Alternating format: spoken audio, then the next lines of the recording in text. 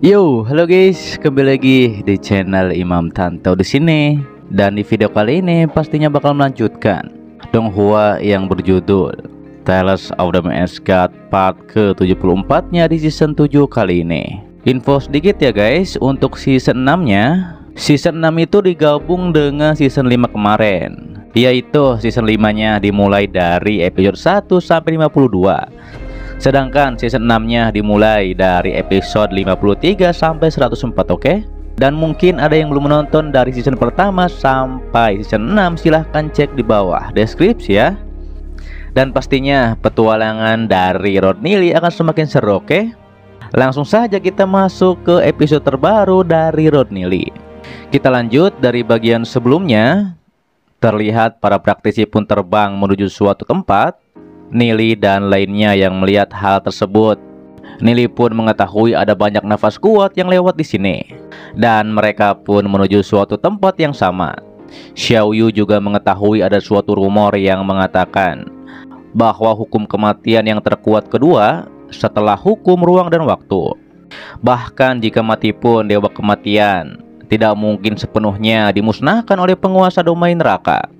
Dan keilahian yang rusak ini adalah bukti terbaiknya. Terlihat aura kematian ada di mana-mana, dan tak lama setelah hal itu muncullah sebuah bangunan yang terapung di sana yang diikat oleh rantai.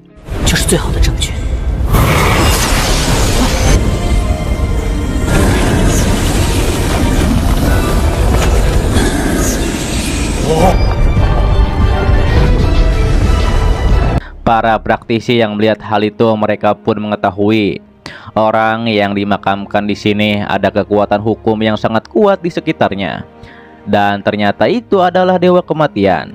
Namun terlihat praktisi yang mencoba masuk ke makam tersebut dipentalkan oleh aura tengkorak kematian. Setelah itu terbentuklah tengkorak raksasa yang sangat besar. Rod Neely yang melihat hal itu, ia pun terkejut.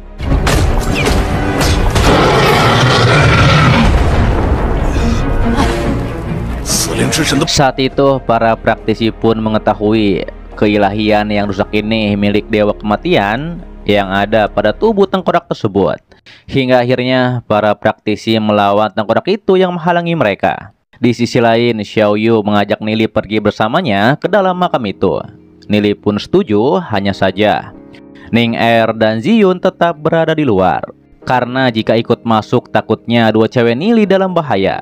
Akan tetapi Ning Er dan Ziyun pun tidak ingin Neely masuk ke sana, dikarenakan itu sangat berbahaya.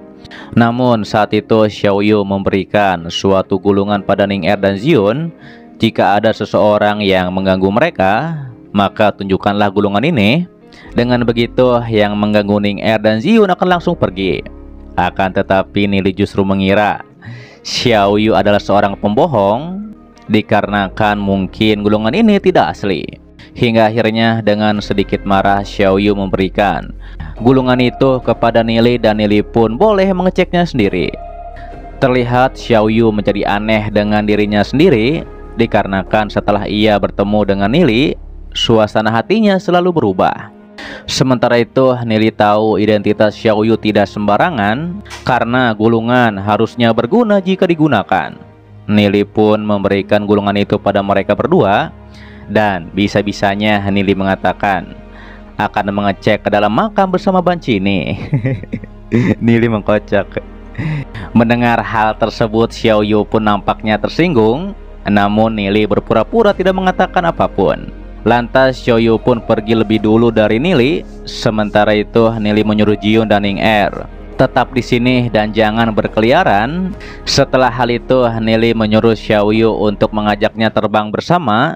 Dikarenakan Neely tidak bisa terbang, Xiao Yu pun menyuruh Neely memegang sutra putihnya, dan Xiao Yu akan menarik Lord Neely terbang bersamanya.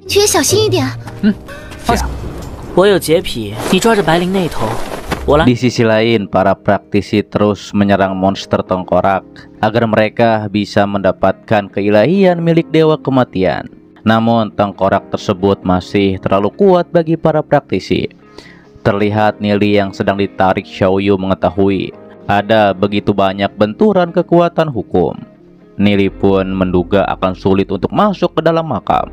Sementara para praktisi tidak bisa mendekat dikarenakan aura kematian dari tengkorak itu kembali pada Nili yang terpisah dengan Xiaoyu dikarenakan serangan dari monster tengkorak.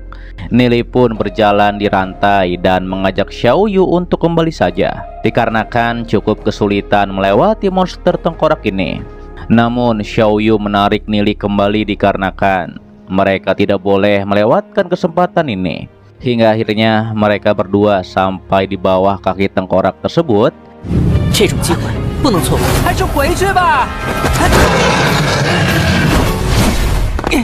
Saat itu Xiaoyu menggunakan pola prasasti bayangan agar monster tengkorak tidak bisa melihat mereka.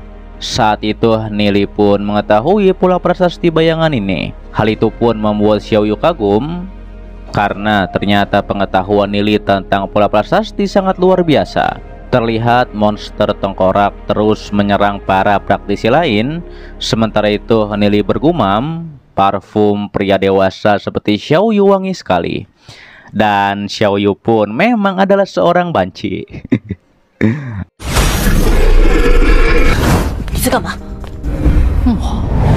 Akan tetapi saat itu Xiaoyu risih kepada Nili dikarenakan tangan Nili menyentuhnya dengan begitu dekat. Waduh, Nili megang apaan tuh?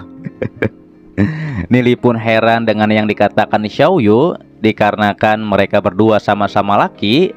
Tapi mengapa Xiaoyu mempermasalahkannya? Hingga akhirnya mereka berdua pun merangkak ke gerbang makam agar tidak ketahuan monster tengkorak. Setelah sampai di depan gerbang, Nili tahu gerbang ini ditutup oleh susunan pola prasasti dan mereka pun harus menemukan kunci untuk membukanya. Namun Xiaoyu punya caranya sendiri dengan mempelajari susunan pola ini.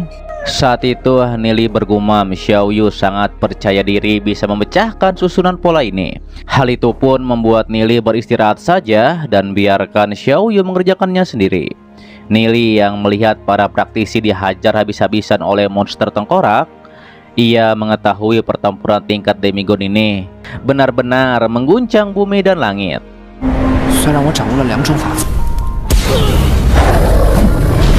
Nili sadar walau ia punya dua kekuatan hukum, akan tetapi kultivasi Nili masih di emas bintang 3 dan Nili pun tidak tahu kapan kekuatan hukumnya dapat mencapai tingkatan ekstrim.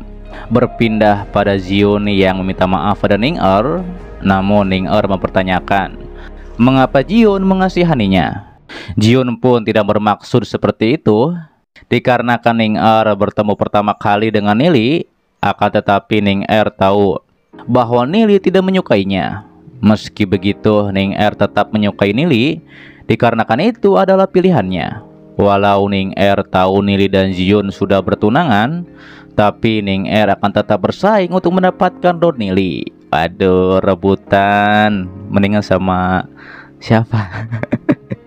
Waduh, Lord Nili epic sih, banyak yang rebutin ya. Tapi kalau admin siapa yang rebutin? Namun mereka berdua dikejutkan dengan praktisi yang sebelumnya pernah mereka jumpai. Kembali pada Xiaoyu yang mengatakan kepada Nili bahwa gerbang ini dipenuhi dengan susunan pola yang rumit dikarenakan setidaknya ada 300 susunan pola yang harus dipecahkan. Hingga akhirnya Xiaoyu melanjutkannya kembali. Saat itu Nili menyuruh Xiaoyu segera cepat dikarenakan Nili merasa tengkorak itu sudah menemukan keberadaan mereka.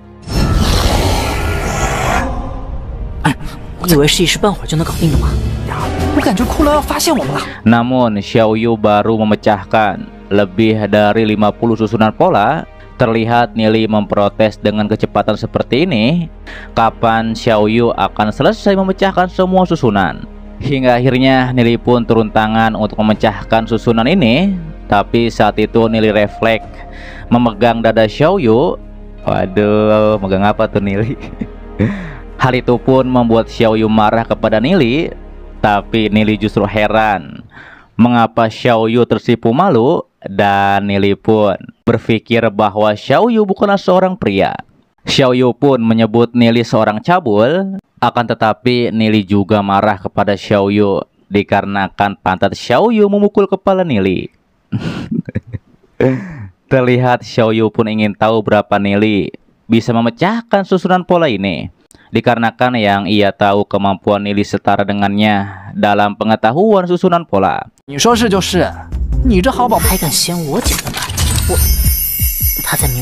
Namun saat itu Xiaoyu langsung terkejut Nili berhasil memecahkan semua susunan pola dengan cepat. Nili menjelaskan, jika ingin memecahkan pola ini, cukup temukan sumbernya dan tidak perlu berputar-putar untuk memecahkannya. Dan Nili pun hanya memecahkan 5 pola saja, yang merupakan gembok untuk membuka lebih dari 300 susunan pola. Saat itu Xiaoyu bergumam, walau Nili menyebalkan, akan tetapi pengetahuan Nili tentang susunan pola di luar apa yang ia bayangkan. Rod Nili nih bos, senggel dang. Xiaoyu pun menyebut Nili hebat dan menyuruh Nili mundur saja dikarenakan ia akan membuka pintu ini sesuai dengan kunci domain neraka. Dikarenakan hampir setiap praktisi demigod memilikinya. Namun Nili menunjukkan masih ada satu pola susunan yang paling rumit yang belum dipecahkan. Dan harus bersamaan dengan meletakkan kunci dan juga memecahkan pola baru bisa membuka pintu ini. Kemudian Nili dan Xiaoyu secara bersamaan melakukannya hingga akhirnya pintu pun terbuka. Monster tengkorak yang melihat pintu terbuka, ia pun langsung menyerang Nili dan juga Xiaoyu. Akan tetapi Nili dan Xiaoyu pun berhasil masuk ke sana. Sementara para praktisi juga akan masuk bersama ke makam kuno tersebut.